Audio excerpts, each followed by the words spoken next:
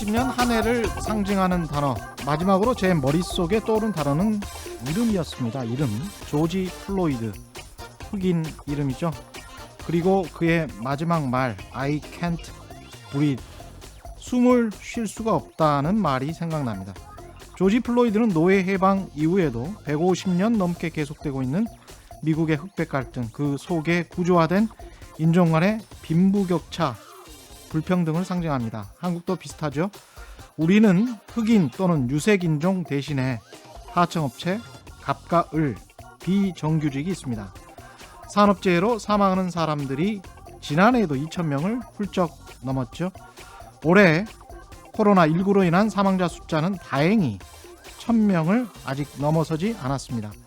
다행히도 수출은 빠르게 회복되고 있고 주식시장은 사상 최고치를 찍었고 부동산 가격도 고공행진을 계속하고 있습니다. 저금리로 인한 유동성 파티가 계속되고 있고 코로나19로 인한 사망자가 현격히 줄어든다면 내년 경제 성장률은 아마도 3% 이상은 될 것 같습니다. 다행이죠. 그러나 우리는 흑인 또는 유색인종 대신 하청업체, 갑과 을, 비정규직이 있습니다. 다행인가요? 네, 안녕하십니까. 세상에 이익이 되는 방송 최경련의 경제쇼 출발합니다. 저는 진실탐사 엔터테이너 최경련입니다. 유튜브 오늘도 함께 갑시다.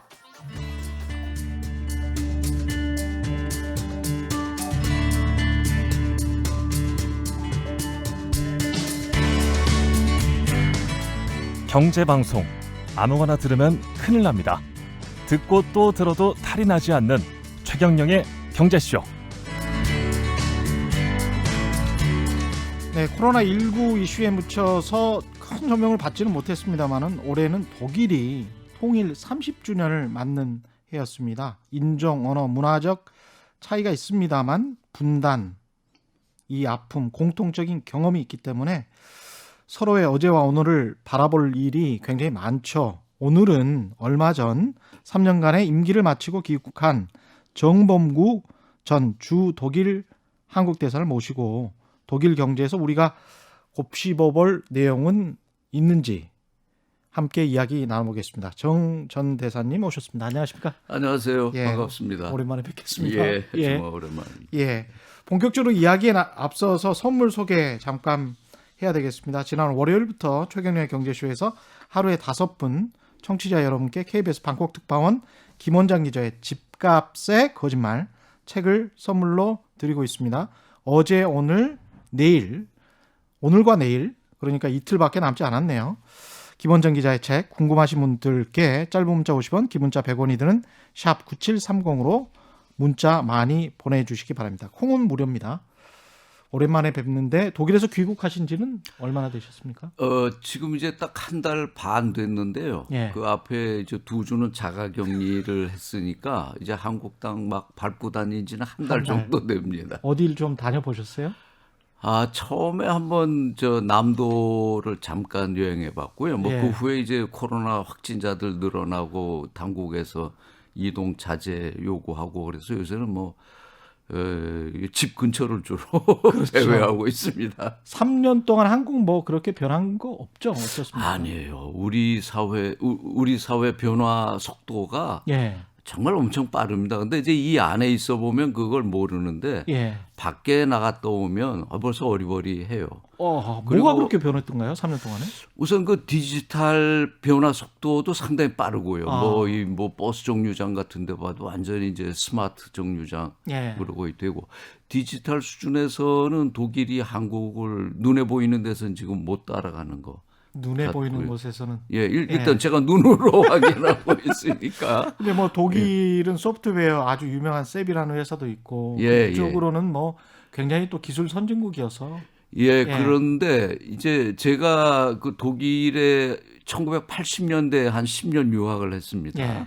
그러니까 그때 하고 제가 이제 근 30년 만에 대사가 돼서 다시 갔는데 30년 동안 이제 변화가 어떤 게 중요하냐면 독일은 변화 속도가 완만하기 때문에 이제 과거의 모습이 많이 남아 있는데 한국은 계속 빠르게 성장해 왔잖아요. 그래서 과거 독일이 보여주던 그 앞서 나가는 것도 이제 격차가 점점 우리하고 줄어들고 있고 또 뭐 디지털 분야라든가 IT 분야에서는 우리가 또 앞서 나가는 것도 있고 그 정말 한독 관계도 계속 변화하는 와중에 있다고 보셔야 돼요. 독일 경제는 이후에 예. EU 통합 이후에 굉장히 좀 좋다. 그리고 예. 유럽의 맹주다. 특히 이제 트럼프 대통령 계실 예. 때는 뭐 전 세계 리더로서 메르켈 총리가 자리매김하고 있는 거 아니야? 그런 평가까지 들었지 않습니까? 실질적으로 그렇죠. 예. 이제 영국이 브렉시트로 빠져나가서 EU가 이제 조금 규모가 축소됐습니다만 예. 작년 통계를 기준으로 하면 EU가 그 영국 포함해서 인구가 한 5억 2천만 돼요. 그런데 그 중에 이제 독일 인구가 8,300만. 그러면 EU 전체에서 독일이 28개국이던 때에 독일이 인구에서 차지하는 비중은 16%인데 예. EU 전체 GDP에서 독일이 차지하는 비중은 21%입니다. 그렇군요. 그러니까 그 경쟁력도 대단히 크고 28개국이 EU에 있는데 그 GDP의 5분의 1을 독일이라는 한 나라가 만들어내고 있다는 건 대단하네요. 엄청난 거죠. 그래서 지금 이제 영국이 빠져나간 후에 27개 EU 체제에서는 이제 독일하고 프랑스가 그 양 지도축을 맡아서 나가는데 경제력에서는 이제 프랑스하고는 뭐 차이가 많이 나오죠. 근데 이제 프랑스는 아직도 핵 보유국이고 또 유엔 그 5대 안보리 상임이사국이고 군사 안보 분야에서는 그 프랑스의 역할이 주도적이지만 경제에서는 이제 독일이 상당히 막강하기 때문에 EU 내의 주요 의사결정 과정에서 독일의 목소리가 엄청 크죠. 독일 경제가 이렇게 좋은 이유가 예. 뭘까요?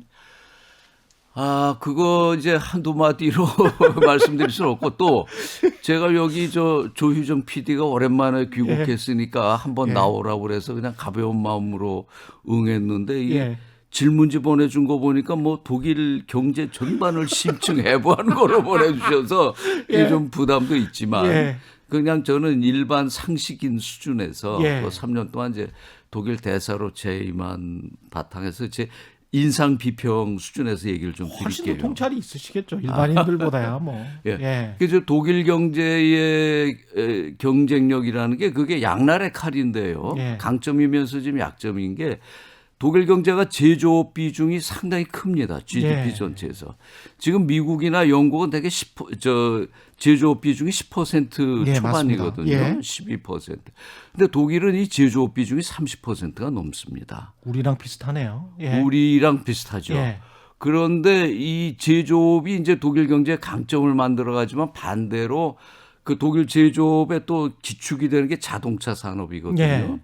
그런데 이 자동차 산업이 그 기술 변화에 지금 신속하게 대응을 못 하고 있어요. 그러니까 예를 들면 전기차라든가 친환경차, 수소차 개발 경쟁이 지금 심하지 않습니까? 그러니까 뭐 테슬라 나오고 우리 현대도 그 수소차 이미 상용화에 성공했는데 독일은 그 뭐 메르세데스 벤츠라든가 여러분들 잘 아시는 뭐 BMW라든가 아우디라든가 이런 게 이 연료 엔진, 화석 연료 엔진, 특히 그 디젤 엔진 분야가 강하지 않습니까? 그러니까 자기들이 여기서 세계 최고의 기술력을 갖고 있다는 자만심 때문에 이 기술 변화 지금 경향에 빨리 못 따라가고 있어요. 그러니까 전기차 부분이나 이런 쪽은 지금 투자가 우리보다 훨씬 늦었죠. 배터리 분야라든가 어쨌든 내연기관에서 전기차로 이동하는데 독일이 좀 늦군요. 늦습니다. 근데 그거는 이제 자동차 업계 쪽에 저항도 있었죠. 왜냐하면 그동안에 모든 투자라든가 기술 개발이 이 디젤 엔진이라든가 가솔린 엔진 이거 중심으로 되어 왔는데 그리고 거기서 세계 최고의 경쟁력을 가져왔는데 이거 뭐 전기라든가 친환경 차라는 건 시장도 아직 불확실하고 그러니까 자신들의 성공 스토리에 안주해서 새로운 분야에 대한 이 변화에 대응을 좀 못했다는 비판이 독일 사회 내부에서 나오고요. 그래서 이제 정리하면 제조업 비중이 강하다는 게 그 고용을 이제 탄탄하게 만들어내고 그런 점에서 독일 경제가 강점이 있지만 변화에 좀 늦었다는 거 하나 말씀드릴 수 있고요. 또 하나 이제 독일이 그 지금 세계 3위의 교역국입니다. 예. 그러니까 중국, 미국 다음으로 그 세 번째 해외 교역량이 많은 나라가 독일이거든요. 예. 근데 세계 GDP 순위로 보면 3위는 일본이에요. 아, 그런데 그렇습니다. 일본보다 교역량에서 독일이 차지하는 비중이 훨씬 높습니다. 한 7.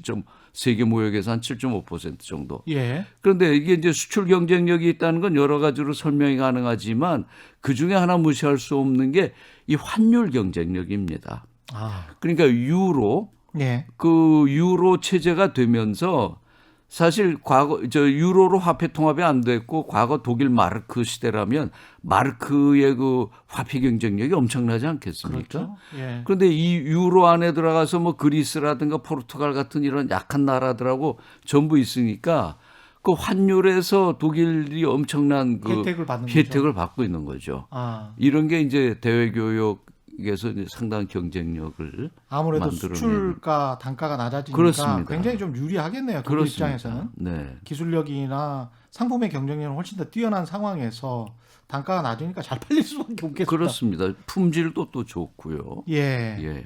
근데 이제 독일 같은 경우에 이렇게 자동차가 굉장히 발달하고 특히 이제 폭스바겐 같은 경우는 국민 기업이고 그래서 중국에 대한 의존도도 꽤 있는 걸로 제가 알고 있거든요. 엄청 높죠. 예. 제가 이제 자료를 찾아본 것 중에 그 BMW 예.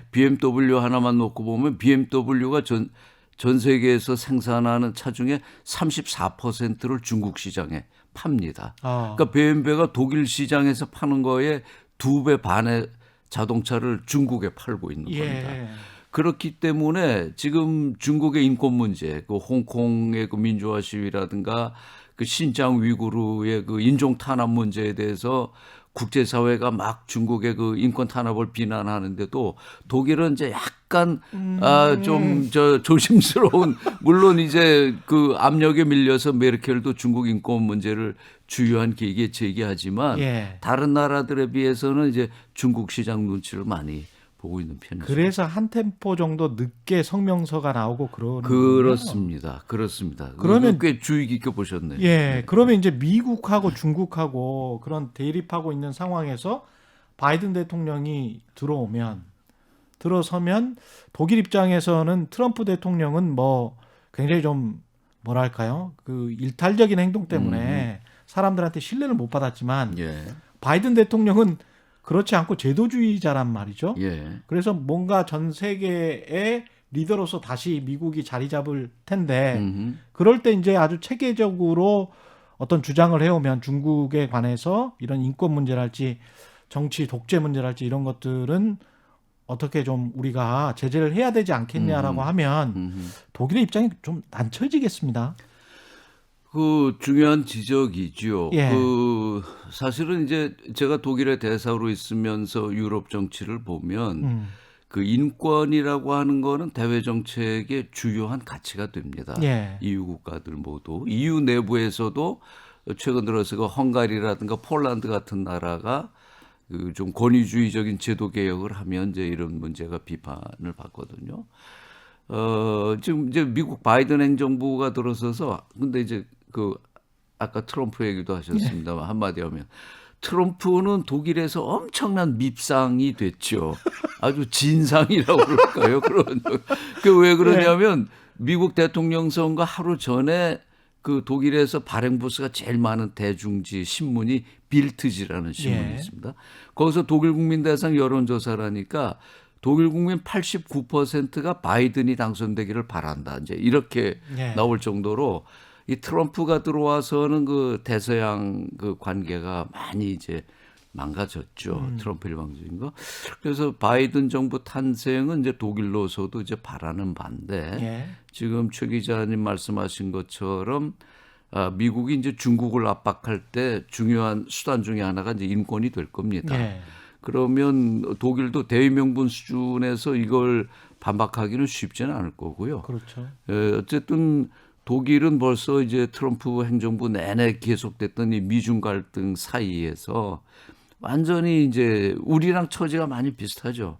그 미국, 중국 양쪽 눈치를 봐야 되는 그 상태가 당분간은 갈 겁니다. 예. 코로나 이야기를 하지 않을 수가 없는데요. 독일 네. 같은 경우도 지금 코로나가 어느 정도입니까? 어제부로 보니까 168만 명 정도 지금 전체 확진자고요. 어우. 그리고 어제 하루 일일 확진자는 이제 2만 명 조금 안 되는 수준으로 내려갔는데 아까 8천만 명 정도가 인구라고 하셨죠? 8,300만 8,300만 명. 8,300만 인구에 168만 명이 확진자. 168만 명 가장 어제 기준으로요. 아, 우리보다 훨씬 심하네요. 훨씬 심하죠. 예. 그건 뭐 단순 비교하면. 그런데 문제는 예. 독일이 유럽 국가 중에서는 제일 방역을 성공적으로 선제적으로 하고 있는 나라거든요. 그렇군요. 그렇습니다. 그러니까 예. 지금 한번 보세요. 저 독일이 8,300만 인구에 168만 확진자인데 예. 프랑스는 지금 6,300만인가요? 이 인구에 지금 260만 확진자가 나왔습니다. 아, 프랑스는 더 심하군요. 예. 스페인은 우리보다 인구가 좀 적은데 한 4,700만 되는데 지금 거기도 160만이고요. 아, 사망자 수에서는 훨씬 크죠. 지금 영국이 7만 명 넘었죠. 그리고 저 프랑스하고 이탈리아가 지금 6만 명대고 예. 독일은 지금 3만 한 2천 명 가까이 지금 나오고 있습니다. 아, 그런데 다시 말씀드리지만 우리 인구가 지금 5,200만, 독일 인구가 8,300만인데 만약에 독일에서 지금 확진자들 나오는 거를 우리 인구 대비로 하면 우리는 지금 확진자 수가 지금 100만 넘게 나왔어야 되고요. 그렇죠. 사망자가 한 19,500명까지는 지금 나왔어야 돼요. 예. 우리 지금 뭐 사망자 859명인데 예. 뭐 이런 걸 비교해 보면 우리나라의 방역은 뭐 독일에서도 메르켈 총리부터 인정을 하고 있는 거지만 대단히 놀라운 수준의 방역이죠. 뉴질랜드나 이렇게 남반구랑 비교하기는 좀 어려운 게 그쪽은 또 지금 여름이라서 네. 예, 북반구는 지금 겨울이고 그래서 겨울에 이게 굉장히 극성을 부리는 바이러스이기도 하고 그래서 근데 이제 그래가지고. 뉴질랜드나 예. 호주의 특성을 보면요. 이제 계절적 요인도 있지만 예. 인구 밀도가 대단히 낮은 나라지 않습니까? 그렇죠. 섬이고 예, 섬이고 그러니까 방역이 용이하죠. 섬이기 때문에. 그리고 뭐 뉴질랜드 같은 경우 그 국토 대비 뭐 인구가 얼마 안 되기 한 때문에 500만 명밖에 안 써요. 예. 예. 독일에서도 이 코로나 발생하는 걸 지역별로 분포를 보면 인구 밀집 지역이 이게 많습니다. 아, 상대적으로 농촌 지역, 밀집도가 떨어지는 농촌 지역은 적은데요. 예. 이런 걸 감안하면 한국처럼 이렇게 인구 밀집도가 높은 나라에서 이 정도로 우리가 발생을 줄이고 있다는 건 아마 독일 기준으로 보면 대단히 놀랍다고 할 수 있죠. 아니 저는 저 지하철 타면서 깜짝 놀라는 게 정말 100% 모든 사람들이 다 마스크를 쓰고 있는데요. 네. 뭐 미국 TV 화면 보면 미국은 뭐 말할 것도 없고 예. 독일은 그래도 이런 것들을 철저히 지키는 나라일 것 같아서 독일은 어떻습니까? 독일도 지금은 이제 심각해지니까 예. 그리고 이제 벌금을 부과하니까 예. 지하철이나 아, 열차 벌금을 안에 부과하는군요. 벌금 부과합니다. 예. 그러니까 지금은 쓰지만 초기에는 마스크에 대한 저항이 많았죠. 예. 그래서 오히려 우리 한국인 교민들이라든가 아니면 이제 아시아인들은 마스크에 조금 더 익숙하잖아요. 예. 우리 교민들에게는 대사관에서도 마스크 착용을 계속 권유하고도 했습니다. 우리는 초기부터 그 마스크를 쓰고 다녔는데 이런 마스크를 쓰고 다니는 아시아 인종들이 독일인들로부터 인종주의적 공격, 말로 이런 공격을 당하거나 하는 일이 많았어요. 아, 그러니까 그건 약간의 문화 차이도 있지만 예. 독일 사회에서는 또 초기에 이제 자기들이 마스크 공급이 확보가 안 되니까 정부에서도 이 마스크가 뭐 코로나 예방에 도움이 되는지 확정된 바 없다. 이런 발표들을 내놓고 해서 예. 마스크를 착용하는 속도가 우리보다 훨씬 늦었죠. 그렇군요. 이 독일은 그나마 아까 말씀하신 대로 제조업이 튼튼하기 때문에 경제적 타격을 좀 덜 입은 편이죠. 다른 유럽 국가들에 비해서. 그런데 코로나 때문에. 통계들이 있습니다. 예. 그러니까 그 코로나 이후에 올해 그 경기 성장 예측률을 보면 예. 독일이 한 마이너스 5.5% 정도인데 예. 유로존은 지금 마이너스 7.5% 예. 정도 나오고 있죠. 그런데 이제 독일이 그 경제를 잘 방어한 건 제조업 위주도 있겠지만 역시 이제 방역이 옆에 뭐 프랑스나 이태리, 스페인, 영국 이런 비해서는 나라보다는 상대적으로는 상대적으로 좋았고요. 조업 단축이나 그래서 이런 게 이제 상대적으로 좀 적었고 예. 이런 데서 좀 할 수 있을 거고요. 또 독일의 그 코로나 대응 경제 정책도 그 기업들이나 이제 소상공인들의 도산을 막는 거 한편으로 그 경쟁력을 계속 유지할 수 있도록 그 체질을 유지해 주는 이런 쪽으로 이제 정책들이 나오고 있죠.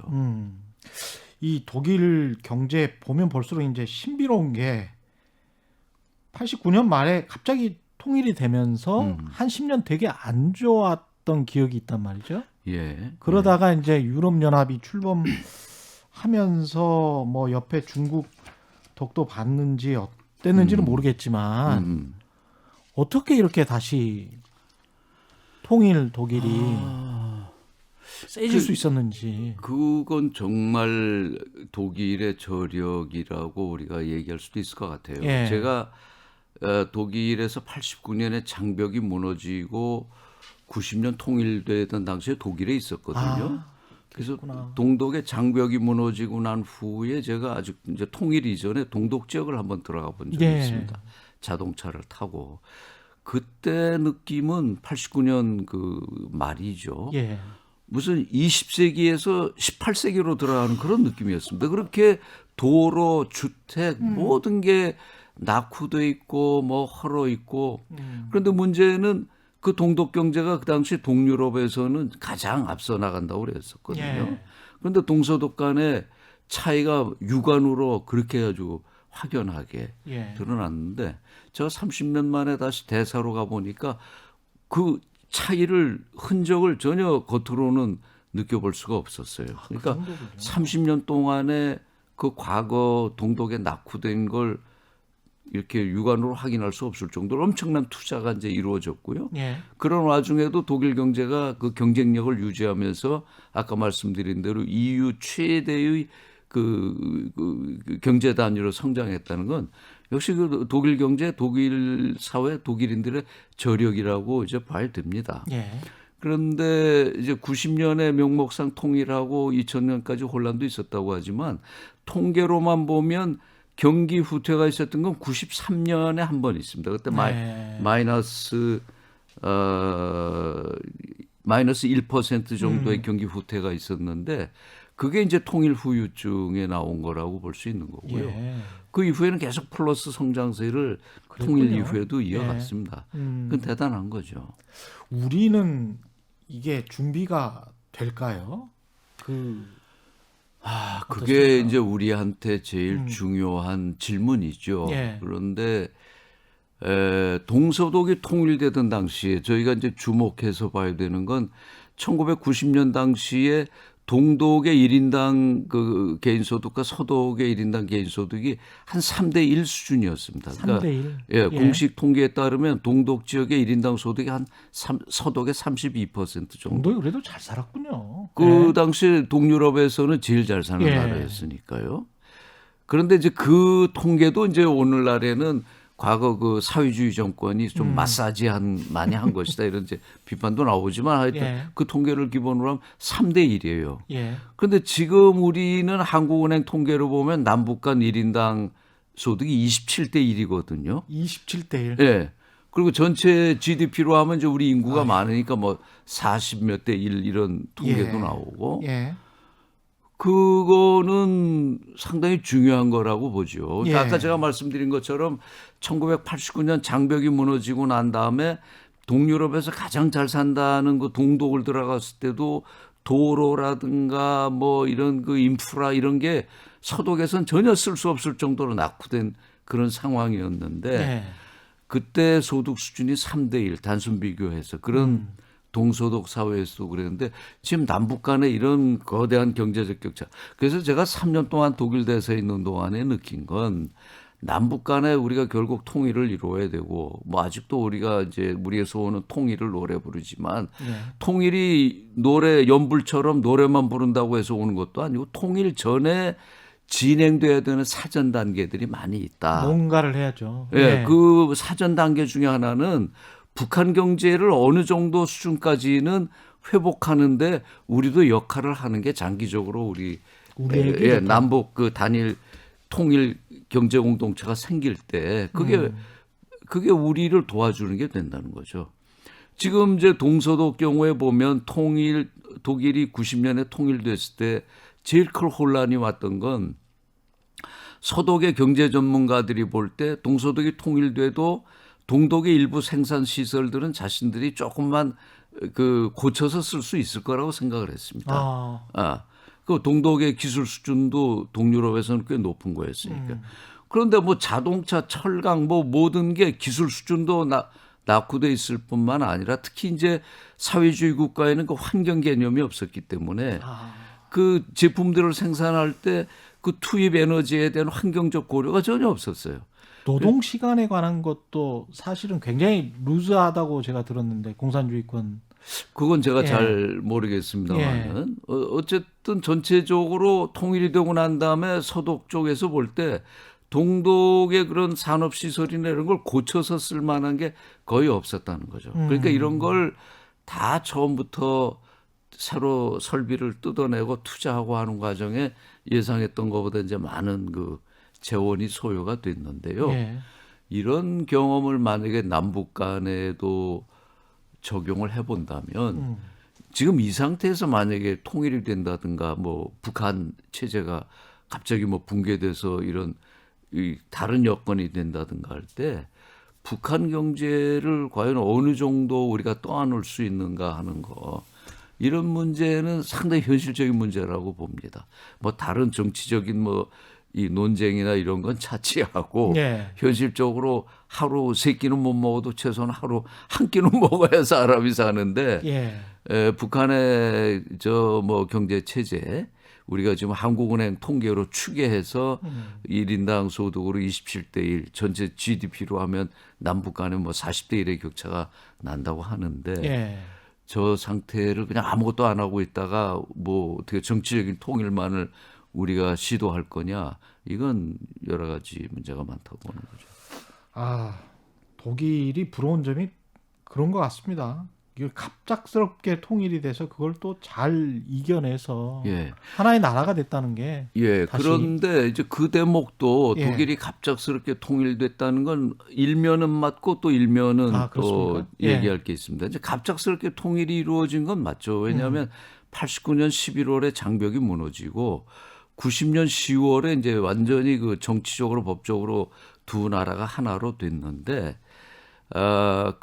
그렇게 89년에 동독 체제는 무너졌지만 두 개가 서독 주도로 통일될 건가 하는 건 또 다른 문제였거든요. 예. 독일의 경우에는 또 그 동서독을 각각 분할 점령하고 있던 그 4대 연합국의 동의도 필요했고 예. 그런데 그럼에도 불구하고 동서독 통일이 하루아침에 이루어진 건 아니다라고 제가 보는 이유는 예.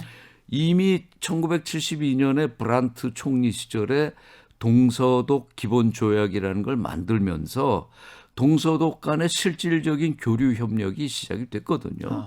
이 72년 이후에 서독이 여러 가지 명목으로 동독에 투자하고 지원해 준 경제적인 물량이 어마어마합니다. 예를 들면 함부르크에서 베를린까지 가는 고속도로 같은 것도 서독 정부의 돈으로 다 깔아줬는데요. 예. 근데 그게 어디 가는 건 아니었죠. 결국 통일된 그렇죠. 이후에 이제 통일 독일이 그런 거 바탕으로 해서 인프라를 확충해 나간 건데 이 독일은 통일은 90년에 됐지만 내부적으로는 이미 72년 이후에 상호 교류 협력하면서 그 꽤 많은 그 교류 관계가 있었기 때문에 동독 체제가 붕괴되고 했어도 통일이라고 오는 거에 대해서 양 체제 국민들이 크게 반감도 없었고 이게 빨리 이행할 수가 있었던 거죠. 그런 점에서는 우리랑 정말 많이 다르군요. 그러니까요. 예. 그러니까 많은 우리 한국 분들이 이제 독일에 오시면 같은 분단국가 독일 통일에서 우리가 배울 건 뭐냐. 그리고 독일에 대한 상당한 이제 친근감도 많이 표시하시는데요. 그렇죠. 그건 좋지만 통일을 둘러싼 여러 가지 내외부적인 조건이라든가 그동안의 그 과정을 보면 독일하고 우리를 이렇게 단순 비교하는 데에는 이제 여러 가지 이제 제약이 있습니다. 굉장히 많이 준비를 많이 해야 되겠고 그다음에 미국, 중국 이 틈에서 굉장히 또 우리가 독립적으로 뭔가를 하지 않으면 안 되겠습니다. 독립적으로도 해야 예. 되고 또 미중이 현실적으로 뭐 러시아 포함해서 예. 한반도에 영향력을 갖고 있기 때문에 이 현실을 또 무시할 수도 없죠. 그렇죠. 그러니까 독일 특히 이제 서독 정부가 1989년 동독 장벽이 무너지고 난 다음에 통일까지 1년 동안에 주로 했던 게 뭐냐면 미국, 영국, 프랑스를 설득하는 그런 작업이었습니다. 소련, 당시 소련은 이제 고르바초프가 있어서 협상 여건이 좋았지만 그 당시 서독 지도부가 그 고르바초프 소련에 대해서 상당한 그 경제 협력 지원도 약속을 했고요. 예. 이렇게 해서 이제 주변 4개국의 그 협조와 묵인을 받아내는데 거기에 관한 또 협상의 기록들도 꽤 많이 있습니다. 어느 정도 할 수 있는 레버리지 어떤 지렛대가 뭘지 우리도 예. 곰곰이 좀 생각을 해봐야 될 것 같습니다. 그러기 위해서는 국내 경제도 그렇고 정치도 좀 안정되고 그래야 될 것 같은데 일단 뭐 에너지 문제랄지 독일 특히 이제 노동 시간 가지고 이야기를 좀 해보면 재밌을 네. 것 같아요. 왜냐하면 네. 우리가 주 52시간 한다고 해서 경영계, 정경련 쪽에서는 굉장히 반대를 했고 예. 노동계 쪽에서는 빨리 실시하라고 하는 것이고 그런데 이제 임금은 줄이지 않는 주 52시간 이야기를 하는 거죠. 네. 그런데 또 실질적으로는 여건은 중소기업들은 안 된다라고 하고 있고 그거 되는 데는 공무원들하고 공기업하고 대기업 정도밖에 없다. 이게 빈부격차가 너무 또 심하고 정규직과 비정규직 네. 간극이 심해서 여러 가지 이야기가 있는데 독일은 지금 주 4일제를 하고 있습니까? 그 주 4일제를 하자고 요구하는 산별 노조가 있죠. 아, 그렇습니까? 예. 그래서 이제 우리 주 52시간 노동 시간제는 특히 우리나라는 그 산업별로 또 그 업종별로 아마 여러 가지 문제 제기들을 하는 것 같아요. 예. 근데 이제 국내 문제는 제가 아직 잘 모르니까 깊이 있게 말씀은 못 드리겠고 예. 예. 독일은 우선 이제 노동 시간에 대해서 법정 근로 시간은 독일도 우리하고 똑같이 주당 40시간입니다. 주 5일째 하루 8시간을 해서 40시간이 이제 법정 근로 시간이고 근데 이건 하나의 이제 기준을 제시하는 거죠. 40시간이지만 노사가 협의하면 6개월 한도 내에서 주당 48시간까지는 연장 근로를 할 수 있습니다. 예. 이건 이제 노사 협의 사항이고요. 근데 이런 틀에서 독일은 이제 산별 노조 체제지 않습니까? 그러니까 네. 임금 교섭도 산별 단위로 합니다. 그 독일 노조가 힘이 세는데 그 중에서도 특히 가장 힘이 센 게 금속 노조입니다. 예. 이게 메탈이라고 하는데요. 네. 여기에 이제 자동차, 철강 산업이 다 들어와 있죠. 이 이게 메탈 금속 노조는 이미 주당 35시간 근로시간제를 노사 합의로 도입한 지가 꽤 오래됩니다. 예. 다시 설명하면 법정 근로시간은 주당 40시간이지만 노사 협의로 노동시간을 줄이거나 늘리는 거는 주당 48시간까지 할 수 있고요. 지금 금속노조 같은 경우에 노사 협의로 주당 35시간제는 지금 정착을 하고 있습니다. 그러니까 벤츠나 BMW 노동자들은 주당 35시간 근로 하루 7시간씩 5일 하는 게 지금 정착되어 있는데요. 예. 그런데 이 금속노조가 올해 8월에 두 가지 이유로 주 4일제 근무를 요구하고 나온 겁니다. 주 4일제 28시간 근로. 그 이유는 뭐냐면 이제 코로나 때문에 자동차 판매가 많이 안 되니까 조업 단축이 오고 또 하나 아까 설명드린 것처럼 장기적으로 이제 친환경 차들로 생산 체제가 가면 자동차 산업 전체가 엄청난 구조 변혁을 요구받게 됩니다. 부품이 줄어드니까요. 예. 그렇죠. 지금 이게 이제 우리 그 화석 연료로 가는 이 내연기관 차들, 디젤 차나 가솔린 차는 엔진이라는 게 있지 않습니까? 예. 그 엔진에 따라서 거기 뭐 복잡하게 그 트랜스미션이니 여러 가지 이제 장비들이 들어가고 여기에서 파생되는 부품 산업 규모도 엄청 크잖아요. 예. 그런데 전기차나 수소차 혹시 보셨는지 모르겠지만 전기차나 수소차는 엔진이 없지 않습니까?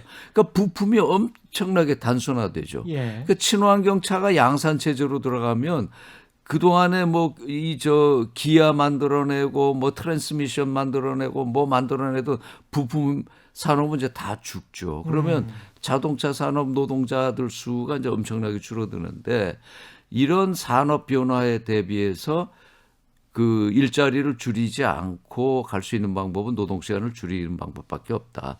이렇게 해서 노조가 주 4일제 28시간 노동제를 하자고 이제 제안을 한 겁니다. 임금은 어떻게 되는 거예요? 그게 이제 가장 핵심적인 예. 문제죠. 노조 입장에서는 임금을 어느 정도 보전해 주면서 이걸 하자는 거고 예. 사용자 측에서는 그렇게 해가지고는 독일 경제가 어떻게 경쟁력을 유지하느냐. 만약에 임금 삭감을 같이 전제로 하는 거면 논의에 응할 수 있다. 예. 이제 이런 얘기가 지금 이제 나오고 있는 거죠. 근데 독일 사회의 습성으로 봐서 일단 이렇게 논의가 시작된다고 하면 언젠가는 결국 그 방향으로 가게 됩니다.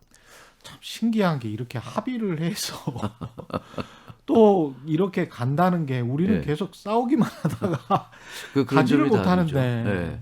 그런데 이제 재밌는 게 이 예. 노동시간 단축 논란을 둘러싸고 보면 이제 우리랑 비슷합니다. 주고받는 게. 예. 그 노동자들은 이제 뭐 일자리 나누기를 위해서도 그리고 뭐 이제 조금 더 많은 그 워라벨 이걸 줘야 되지 않느냐는 거고 기업 입장에서는 그렇게 해가지고 어떻게 경쟁력을 유지하냐. 예. 안 그래도 지금 독일 노동 시간이 다른 경쟁 국가들에 비해서 짧은데 이제 이런 얘기를 해요. 그러면 기업들이 하는 반박 독일 경쟁력에 이게 엄청난 해악을 준다는 데 대해서 이런 반론이 또 나와요. 독일 경제가 경쟁력이 없으면 저렇게 계속 장기적으로 무역 흑자를 독일이 유지할 수가 있겠냐. 예. 독일은 거의 만년 무역 흑자거든요. 한국도 그런데요. 우리도 예. 지금 이제 예. 흑자 체제가 굳어졌는데 예. 독일의 흑자 규모는 엄청나죠. 아니 근데 그 독일 사회에서 그런 자동차 노조랄지 금속 노조랄지 이런 곳에 대고 한국의 언론처럼 귀족 노조다. 왜 고졸 노동자가 1억 원 넘게 돈을 그렇게 받느냐. 고임이다. 뭐 이런 비판은 없습니까? 독일도 업종별로 그 시간 근로 임금이 다릅니다. 제가 그 학생 시절에는 벤츠 공장에서도 거의 한 6, 7개월 정도 일을 해봤는데요. 임금이 조그마한 중소기업의 한 3배 정도까지도 제가 뭐 저 학생 시절에 다양한 아르바이트를 해봤는데요. 무슨 자크 만드는 공장은 시간당 한 그때는 마르크로 한 8마르크 정도 줬는데 그때 이미 벤츠는 거의 20마르크 가까이 줬어요.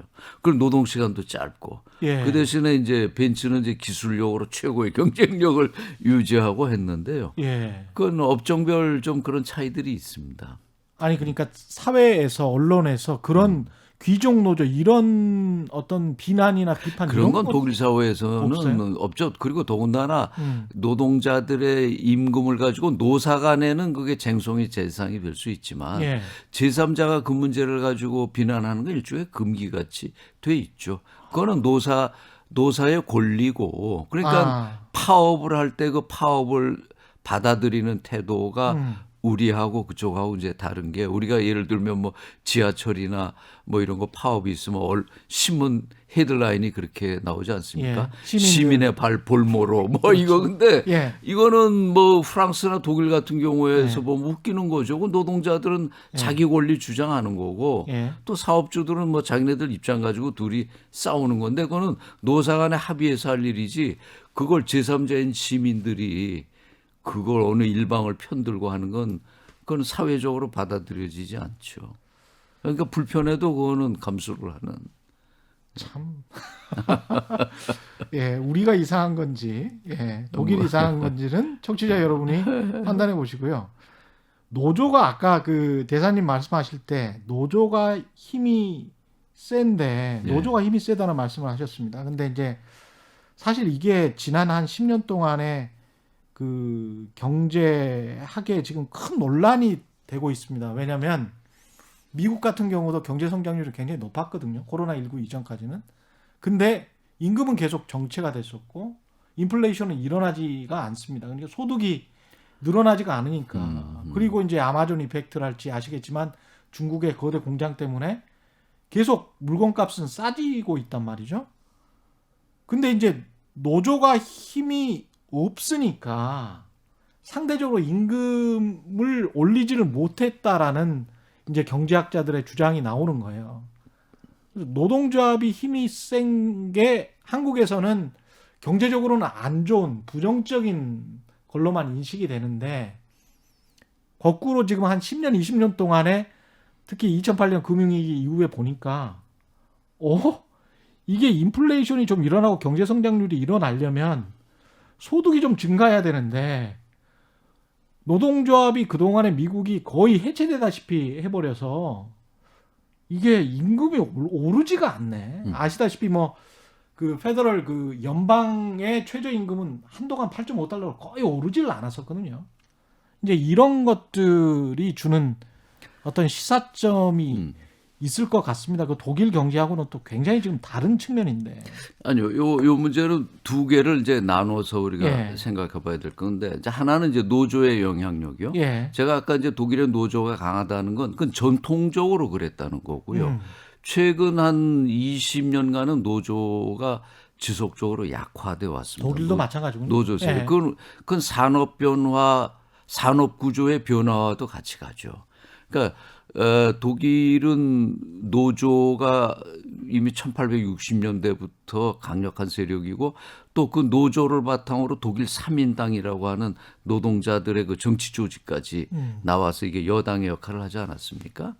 그런데 독일 노조도 2000년대 이후로 이제 쇠미해 가는 게 이게 노조라는 게 힘을 가지려면 이 중후장대 산업, 아까 말씀드린 그 금속 노조 같은 게 이제 전투적인 노조로 앞에 서서 노동 투쟁을 리드하고 그랬는데 그런 주요 분야가 뭐 선박, 뭐 자동차, 중화학 이런 그 이른바 중후장대 산업들인데 이런 것들이 산업 구조 변화로 2000년대 이후에 점점 이제 축소되어 오지 않았습니까? 예. 독일은 지금 뭐 조선업 같은 거는 뭐 거의 이제 없죠. 철강 이런 것도 뭐 다 한국이나 중국에 추월당하고. 그러니까 이런 쪽에 그러니까 그 철강이나 이런 데 들어가던 또 석탄 산업도 퇴조하고. 예. 그러니까 독일에서 노동자들이 가장 많이 사는 그 노트라인 비스트팔렌이라는 주가 있습니다. 거기는 이제 düsseldorf가 그 주도인데요. 예. 여기는 전형적으로 노조가 강하고 그래서 노동자 정당인 그 3인당이 만년 그 주정부를 끌어왔던 주인데 이런 산업이 변화하면서 노조가 쇠퇴하고 노동자들 힘이 약화되니까 3인당이 약화되고 그래서 지금 거기 이제 김인당이 정권을 잡는 이런 이제 변화가 오는데 그러니까 노조의 세력은 독일도 지금 전체적으로 약화돼서 그게 어떤 거로 나오냐면 독일의 김인당과 함께 양대 정당이었던 3인당. 3인당이 늘 1위 아니면 2위 정당이었는데 지금 3인당이 3위, 4위로 밀려 나오고 있습니다. 이게 이제 노조의 약화, 산업 구조의 변화가 가져온 이제 결과고요. 그거 하나고 임금은 독일 쪽은 아직도 그 임금 소득이 높아야 전체적인 총수요가 만들어지고 경제 성장의 선순환을 한다는 쪽이 강하죠. 그래서 노사가 임금 협상을 할 때는 반드시 그해 전해의 물가 상승률이 당연히 중요 지표로 가고 그 물가 상승률과 노동 생산성을 같이 보면서 거기서 이제 합리적인 임금 상승의 기준을 만들어내는데요. 철학적인 기반이 약간씩 다르네요. 대륙하고 중요합니다. 그러니까 예. 철학적 기반이라는 게 우리 사회에서도 과거에 노무현 정부 시절부터 그 개념을 도입하기 시작했는데 독일 경제는 이른바 그 사회적 시장 경제라는 표현을 쓰죠. 예. Soziale Marktwirtschaft. 그러니까 기본적으로 자본주의 체제인 시장 경제를 기본으로 용인하지만 예. 그 국민들의 삶이 어느 수준 이상으로 유지되기 위해서는 적절한 수준에서 국가가 개입을 하는 거죠. 예. 그게 이제 미국 같은 완전 그 자유방임형 이런 시장 경제하고 유럽형, 독일형 사회적 시장 경제의 좀 차이점인데요. 그러니까 독일에서는 그런 사회보험이나 이런 것에 대한 정부 규제도 강하고 그런 편이죠. 시간이 참 5분밖에 남지 않았어요. 아이고, 예, 예. 예. 그 사회적 시장 경제 말씀을 하셔서 독일 같은 경우도 공공 임대주택이 굉장히 발달한 나라임에도 불구하고 집값이 많이 오른 걸로 알고 있습니다. 아, 그건요. 그러니까 네. 이제 우선 문화적으로 독일에는 집은 임대주택이 보편화돼 있었죠. 예. 그러니까 우리나라에서는 이제 주택이라는 게 재산 증식의 수단으로서 또 이렇게 막 집값이 널뛰니까 뭐 근로소득자가 상대적 박탈을 갖지 않습니까? 예. 1년 새에 뭐 집값이 수억 오르면 임금 월급 생활자들은 몇 년을 모아도 그렇게 안 돈 벌기 되죠. 힘든데. 그러니까 기본적으로 주택이라는 게 독일은 그냥 주거 개념이고 우리는 이게 재산 증식 수단으로 보기 때문에 이제 시장이 좀 다른 거고요. 예. 단지 독일은 그럼에도 불구하고 2000년 이후에 부동산가가 많이 상승했습니다. 예. 특히 베를린 같은 대도시는 엄청난데요. 근데 이거는 이제 어떤 요인이 특히 중요하게 있냐면 금리, 거의 제로 금리가 영향을 많이 주는 거죠. 이제 예. 이 금리가 정체되니까 은행에서 자꾸 이제 돈 빌려줄 테니까 쓰도록 가져가라는데 그 돈 빌려다가 주택 새로 짓거나 뭐 낡은 주택 보수하거나 이런 쪽으로 가서 이제 부동산 붐이 거기는 일어나고 그렇군요. 있는 걸로. 이 네. 금리라는 게 정말 무섭군요. 네. 굉장히 큰 구름, 대기 같은 예. 것 같습니다. 독일은 뭐 거의 제로 금리에 가깝죠. 예. 에너지 관련해서 한 가지만 여쭤보면 독일은 이제 저탄소 기조를 가장 리드하는 나라라고 볼 수 있는 거죠? 그렇습니다. 예. 그렇습니다. 네. 어떤 이 상황이 바이든 정부 들어와서 계속 더 가속화되는 그런 상황으로 되는 겁니까? 그러니까 이제 바이든 정부 관련해서는 이제 미국이 그 파리 협정 2015년 그 기후 협정 체결하고 2017년 트럼프 때 탈퇴한 탈퇴를 다음에 해버렸죠. 이제 문제지만 예. 이것과 관계없이 독일이 주도하는 에너지 전환 경제란 말이 있습니다. 우리도 지금 이 분야에서 독일과 긴밀하게 협력을 하는데요. 예. 에너지 전환, 독일 말로 그 에네르기 벤데인데 그게 뭐냐면 두 가지 포인트입니다. 하나는 지속 가능한 에너지를 장기적으로 확보하자. 그 우리가 지금 쓰는 화석연료, 석탄, 가스, 기름 이건 결국은 언젠간 고갈될 에너지지 않습니까? 예. 이게 재생 가능한 에너지로 전환하자는 게 하나고 둘째는 안전한 에너지. 이 독일은 후쿠시마 원전 2011년 폭발 사고 이후에 2022년까지 모든 원전에서 다 이제 철수하기로 이미 결정을 했죠. 그러니까 안전한 에너지, 재생 가능한 에너지, 이 지속 가능한 에너지, 그리고 기후 변화를 돕는 에너지 이게 이제 독일의 예. 에너지 정책의 이제 핵심입니다. 그 기조에서 독일이 이제 몇 가지 목표를 세운 것들이 있는데 예를 들면 재생 에너지 비율을 2020년 올해까지 전체 전력 생산량의 35%를 재생 에너지로 하겠다는 목표를 세웠어요. 예. 그런데 이 35%는 이미 작년에 초과 달성됐습니다.